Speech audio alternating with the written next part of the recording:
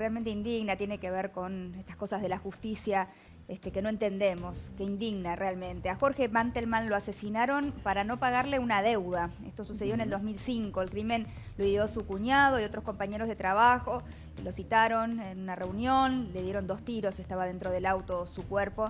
Los responsables fueron sentenciados a cadena perpetua, pero la justicia de repente dio un revés enorme para la familia, sobre todo que no entiende lo que ha pasado. Casación pidió rehacer el juicio y que los culpables pueden quedar libres, esa es la realidad, o sea, todo de nuevo. Lo raro es la revisión de la Cámara de Casación. Ellos fueron condenados 6 personas, en el año 2011, es decir, hace bastantes años ya. Y ahora, 8 años después, nos venimos a enterar que la Cámara de Casación, que para que se entienda, esto fue un tribunal de Loma de Zamora, ¿sí? Un tribunal de 3 jueces y demás. Condenan a los culpables y esto es revisado por la Cámara de Casación, que es una instancia superior de la provincia de Buenos Aires. Es como lo que queda entre el tribunal y la corte. Hay una cámara en el medio que se llama Cámara de Casación. Revisan la sentencia y sin haber estado en el juicio, y esto es importante, pues los juicios orales tienen una dinámica, los jueces ven caras, ven rostros, ven testigos. Exacto. Dicen, no está bien justificado esto, se haga de vuelta al juicio, con el riesgo de que ahora salgan libres. Bueno, insisto que esto es muy poco común. En general, la Cámara de Casación no revisa el carácter central del juicio. Había nulidades que estaban planteadas desde un principio porque al principal imputado lo citan como testigo primero. Algo parecido a lo que pasó con Mangieri, ¿se acuerdan? Sí. Claro. Va como testigo y en el medio de la declaración, cuando empieza a declarar, la fiscal se da cuenta que puede estar mintiendo, y le cambia lo releva de la obligación de decir la verdad y le hace saber. Entonces lo que dice los abogados defensores, que son públicos, oficiales, no es que hay plata ahí de por medio, ni abogados privados.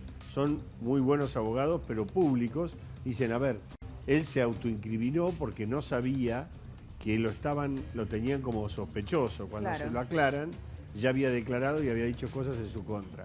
Y esta primera discusión, la primera de las discusiones, termina perdiéndola la defensa, pero después, a partir de allí, la forma en que se resuelve la sentencia no tiene atadura lógica, dicen los fallos. Es un fallo de 2-1. Claro, lo que dicen, traduciendo un poco, a ver si es posible traducirlo, digamos, como que la prueba estaba dudosa y la interpretación. había procedimientos, ¿no? Sí. Mariana, pero no estuvieron en el juicio, no estuvieron en los juicios orales, tienen la magia. Hay una sentencia, esta gente estaba... Pero no es lo mismo. Los juicios orales tienen la maravilla. Estamos hablando de 3 excelentes jueces. Estamos hablando de una sala muy buena. No se debería rebatir un juicio oral salvo con un error de forma gruesísimo. Bueno, porque hay cosas que se ven solo ahí. Y por algo saltan. Lo cierto es que la familia... Perdón, Doc, sí, ¿qué ibas a agregar? Lo que digo que la congruencia de una sentencia sí es el caso típico que lo revisa Casación. Casación no puede resolver sobre prueba, pero sí 8 años después. Está bien, eso es una locura. Pero sí puede resolver la congruencia de la sentencia. La prueba está en la sentencia. Lo que dice el Tribunal de Casación es que cuando uno sigue la lectura lógica de ese fallo, yo no tuve tiempo de leerlo, leí nada más que fallo, no es lógico la forma... Dice que la interpretación de la prueba es anárquica, que tiene sesgo esa interpretación y que no responde a una hilación lógica. Exacto. Esto es básicamente por eso digo, la objeción que se le hace. Ese es el caso típico de Casación, cuando lo que dice el juez es inentendible. Entonces, cuando es inentendible, se le pide a otro tribunal que haga una nueva sentencia. Está con nosotros Ariel Mantelman, él es el hijo de la víctima. ¿Cómo estás, Ariel? Hola, buenas tardes, Mariana. ¿Cuántos años tenías cuando falleció tu papá? Cuando lo mataron a tu papá. Tenía 14, casi 15 años. ¿Cómo te sentís hoy con esta noticia? Y honestamente nos sentimos destruidos como familia.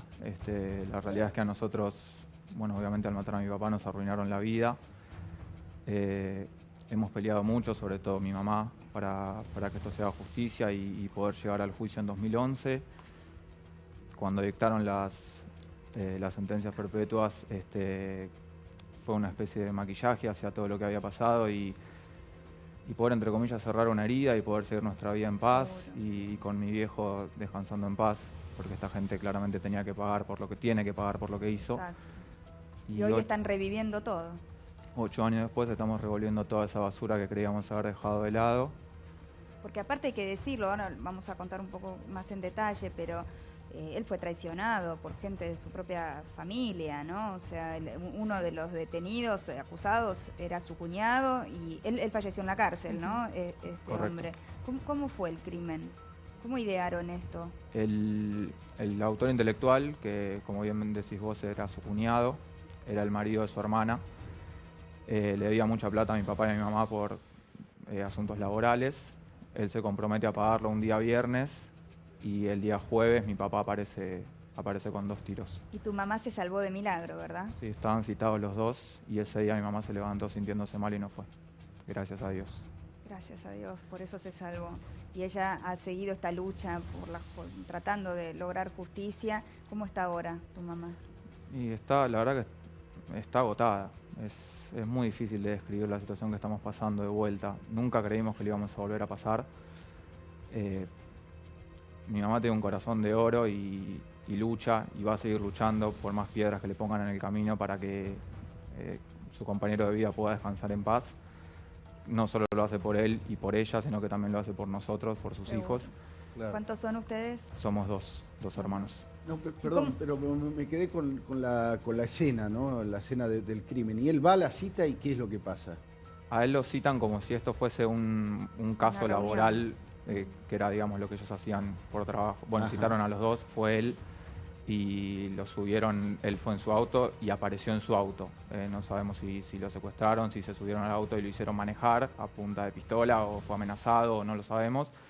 Pero unas horas después él aparece con 2 tiros. Hubo sicarios, ¿no? También condenados, 3 sicarios. usaron. 3 estuvieron en la escena del crimen y bueno, después la conexión que salió de parte del estudio por el cuñado que fue el autor intelectual. Hubo toda una conexión. Lo que habrá sido para ustedes, ¿no? ¿Sospecharon en familia, primera instancia claro. de este hombre o...? Sí. Sí. También digamos que cuando uno va a saldar una deuda para un viernes y la persona aparece muerta un jueves, Sí, de sí, por sí, sí ya levanta Claro, hay cierta un indicio, sospecha. por supuesto. Claro. Ahora, ¿y cómo te explicaron, más allá de estos tecnicismos que nos explicaba recién Mauricio, cómo te explicaron esta decisión de, bueno, no, borrón y cuenta nueva, esto no sirve, hay que empezar de vuelta al juicio? ¿Cómo te explican eso? ¿Cómo llega a la familia esa decisión? ¿Qué lógica tiene? Y honestamente estaban sorprendidos por el hecho de que el caso vuelva, porque hay pruebas de sobra de todo lo que pasó. Confesiones no hubo, ¿no? Confesiones no hubo, pero hubo mucho estudio de entrecruzamiento de llamadas. Sí, claro. Es decir, el caso está